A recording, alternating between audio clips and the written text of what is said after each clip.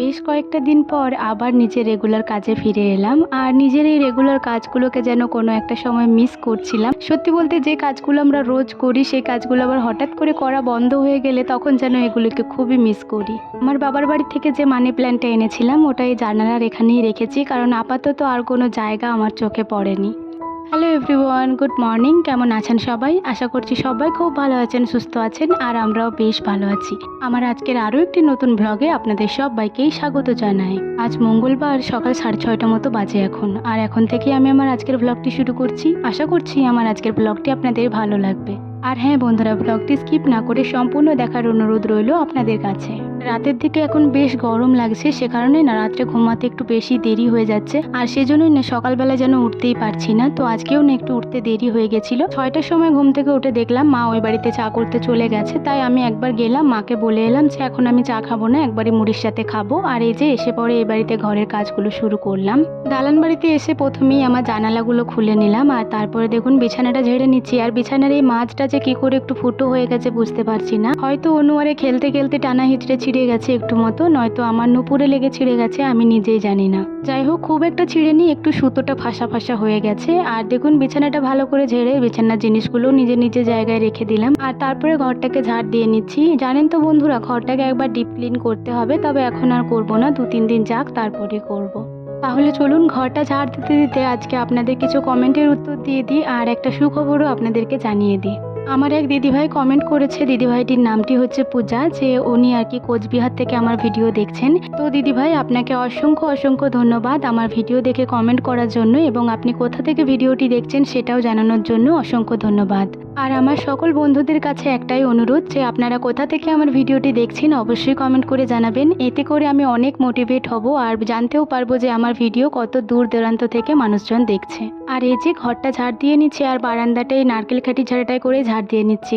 আর জানেন তো বন্ধুরা, আগের দিন রাত্রেবেলায় না কাকু এই যে দুটো চেয়ার এনেছে, খুবই সুন্দর, কিন্তু চেয়ারগুলো মাত্র 600 টাকায় দুটো চেয়ার। আর চেয়ারগুলো কিন্তু খুবই মজবুত।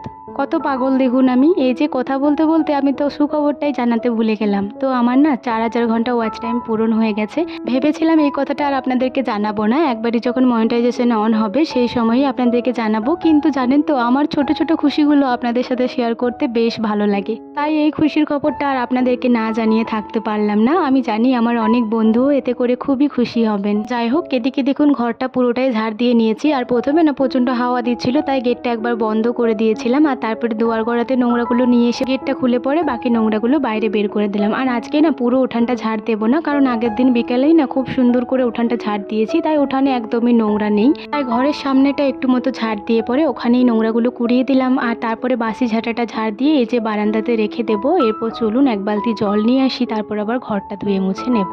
জানেন তো বন্ধুরা, যে কাপড়টায় করে ঘর ধোয়া মোছা করা হয় সেই কাপড়টা তো আসলে একটা সোয়েটার আর কি, উলের সোয়েটার। তো সেটাই কেটে আর কি ঘর মোছা হয়, যেটা আর কি মিষ্টু ছোটবেলাকার সোয়েটার। তো সেটাই করে ঘর মুছলে না প্রচণ্ড গোলাপি গোলাপি সুতোগুলো উড়ে। সেজন্যই ভাবলাম যে এই যে আরেকটা ডাস্টার এনেছে সুব্রত ওখান থেকে, সেজন্যই ভাবলাম এতগুলো যখন ডাস্টার রয়েছে তো এই একটা ডাস্টার দিয়ে একটু ভালো করে ঘরটা মুছি, এতে করে যেন ভালো করে মোছাও হবে, আর ওই সুতোগুলো উড়ে বেড়াবে না চারি ঘরে। তাই যে ডাস্টারটা একটু পুরনো পুরনো লাগছিল সেই ডাস্টারটাই করি এই যে ঘরটা মুছে নিচ্ছি। আর এই যে জানালার এই পাশটাও একটু ভালো করে মুছে নিচ্ছি, এখানে মানি প্ল্যান্টটা রয়েছে সেজন্যই। আর তারপরে এই যে ভালো করে মেঝেটা মুছে নিচ্ছি। অনেকদিন হয়ে গেল ঘরটা মুছে নিই, আবার 3-4 দিন পরে আমার ঘরটা মুছছি, কারণ বাবার বাড়িতে ছিলাম তো ঘরটা কিভাবে মুছবো বলুন তো। বাবার বাড়িতে থাকলে জানেন তো খুবই অলসতা কাজ করে, তবুও তো বসে থাকি না, কারণ মা একা একা এত কাজ করতে পারবে না, সেজন্যই মায়ের অনেকটাই হেল্প করার চেষ্টা করি। কিন্তু শ্বশুর বাড়িতে এলে যেন অলসতা কোন দিকে উড়ে পালায়। এই যে আমটি দেখছেন, এটা মা আমাকে দিয়েছে। আমি বললাম আর দিতে হবে না, একটা পাকা আম দিয়েছিল সেটা খেয়ে নিয়েছি, আর এই কাঁচা মতনটাও দিয়েছে, বলছে 2 দিন রাখলে পেকে যাবে।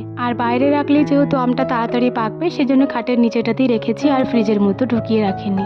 আর আজকে হচ্ছে পঞ্চমী পুজো। আমাদের বাড়িতে তো পঞ্চমী কেউ পালে না, শুধুমাত্র পুজোটাই হয়, কারণ আমাদের লক্ষ্মী ঠাকুরটা এখনো ভাগ হয়নি। লক্ষ্মীর ঘরটা মাম্পি বুনিদের ঘরেই আছে, আর আমাদের যেহেতু এখনো ঠাকুর ঘর করা হয়নি সেজন্য ওটা আনাও হয়নি। তো সেই কারণে আর কি শুধুমাত্র পুজোটি দেওয়া হয়। পালে ওদের ঘরেরই একজন, মানে মাম্পি বুনু ঠাকুমাই এই পঞ্চমীর পালনগুলি পেলে থাকেন।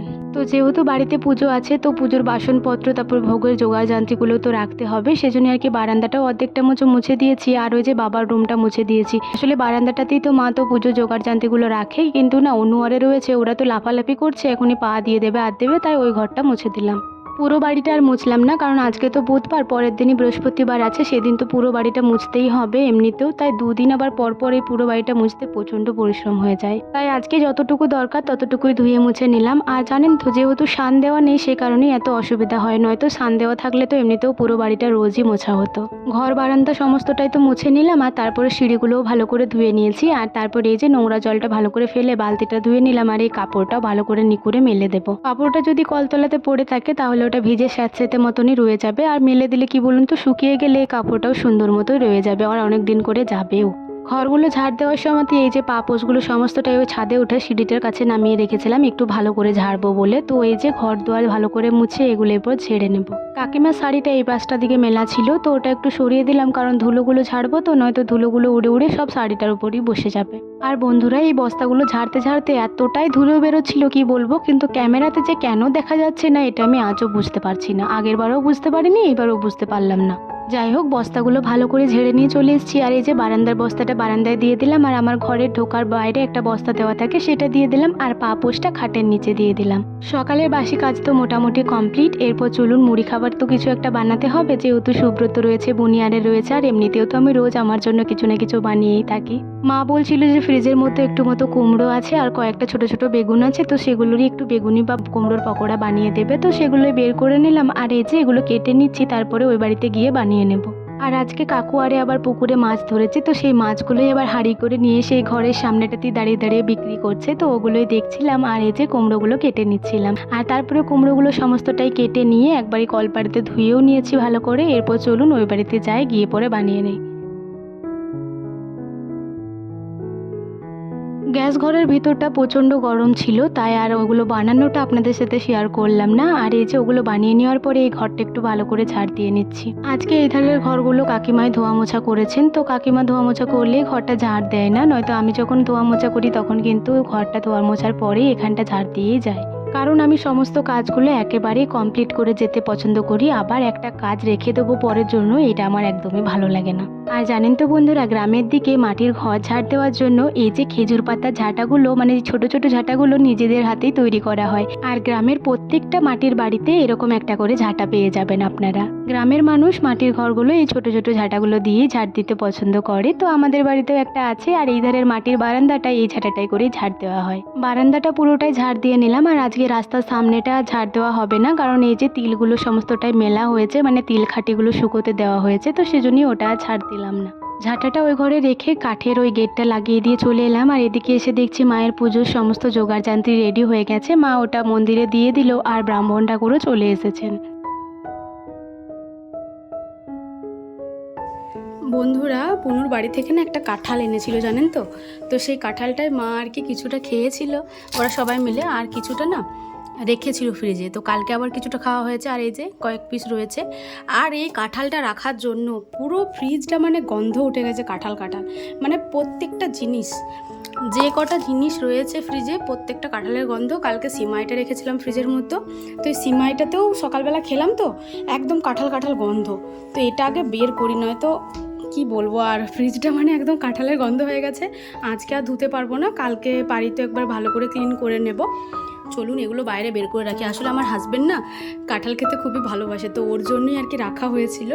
আর আমি তো জানতাম না যে ফ্রিজের মধ্যে কাঁঠাল রাখলে এরকম অবস্থা হয়, জানলে হয়তো রাখতে দিতাম না। চলুন এগুলো বাইরে বের করে রাখি, আর ওদিকে ওকে ডেকেও আনি খাবার খাওয়ার জন্য। কাঁঠালগুলো বাইরে বের করে রাখলাম। আর এদিকে বললাম না আপনাদেরকে, ঘরের সামনেই আমাদের মাছ বিক্রি করছে কাকু, তো ও সুব্রত আর কি ওদের কাছেই রয়েছে, বলছে মাছগুলো সমস্তটা বিক্রি হোক তারপরেই যাব। আর এই যে ঘরের জন্য দেখুন কত বড় একটা মাছ এনেছে, আর অনেকগুলো পোনা মাছও এনেছে, যেগুলোর সাইজটাও কিন্তু বেশ ভালোই। একটা আবার গোটা মাছ রেখেছে সুব্রতর জন্য। তো বুনু ওই মাছগুলো সমস্তটাই কেটে দিল, তারপর ধুয়ে বাগিয়ে অর্ধেকগুলো ফ্রিজে রাখলাম। আর তারপরে এই যে মুড়ি খাবার খেয়ে নিচ্ছি। কুমড়োর বেগুনি আর ওই বেগুনের বেগুনি দুটোই বানিয়েছিলাম। খাওয়া দাওয়ার পরে বাসনগুলো ধুতে কলপাড়ে এসেছি। আর এই যে দাদু বলছে, বৌদি আমাকেও একটু ভিডিওটা করো। এই আমাকে বৌদি বলে, বললাম তাহলে একবার হাই করে দিন, আপনার ভিডিওটাও বানিয়ে দিচ্ছি।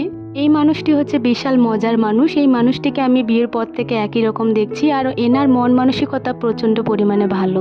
যাই হোক, এদিকে দেখুন কলপারে সমস্ত বাসনগুলো নিয়ে এসেছি। আর আজকে না আর এদিকে মুখ করে বসতে পারলাম না, প্রচন্ড পরিমাণে রোদ দিচ্ছে জানেন। এই যে দেখুন ওই পাশটা পুরোটাই রোদ হয়ে গেছে, সেই জন্যই যতটুকু ছায়া রয়েছে সেই পাশটা দেখেই একটু ঘেঁষে বসলাম যাতে রোদটা একটু কম লাগে, কারণ এই গরমের মধ্যে মাথাতে রোদ পেলে না প্রচন্ড মাথা ঘুরে যায়। আর জানেন তো বন্ধুরা, আমার তো হাতে আংটি পরা অভ্যাস নেই, এই কয়দিন আবার 2-3টে আংটি পরেই আছি, তো সেই জন্যই না বাসন মাজতে একটু বেশি অসুবিধা হচ্ছে। তো এই আংটিগুলো না এরপর খুলে রাখতে হবে। আর আজকে অনেকগুলোই বাসন হয়ে গেছে, কারণ আমরা সবাই মিলে একসাথেই খাবার খেতে বসেছিলাম, সেজন্যই এতগুলো বাসন হয়ে গেছে, তো মাজতেও একটু বেশি সময় লেগে গেল।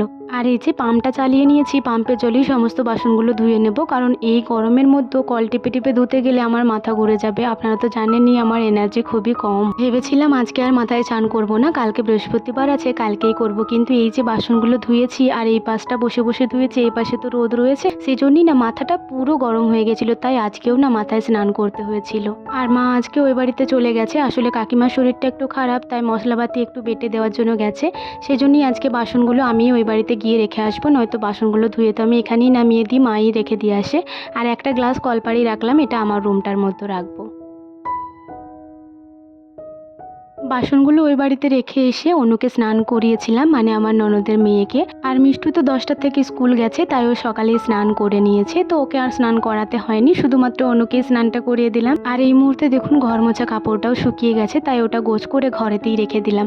আর তারপর দেখুন যে ভিজে জামা কাপড়গুলো ছিল সেগুলো মেলে দিলাম, আর অনুর এই ছোটো ছোটো জামাগুলো একটু সার্ফের জলে ধুয়ে নিয়েছিলাম। আজকে সকাল থেকেই প্রচণ্ড পরিমাণে রোদ দিচ্ছে জানেন, এত গরম হয়ে যাচ্ছে, মাথা গা পুরো শরীর যেন গরম হয়ে যাচ্ছে। রোদের মধ্যে আর বেশিক্ষণ থাকতে পারলাম না, তাড়াহুড়ো করেই জামা কাপড়গুলো মেলে এই যে ঘরেতে চলে এসেছি। এরপর ঠাকুরকে ধূপ দেখিয়ে নেব, তারপরে ঘরেতেই আজকে জব করে নেব।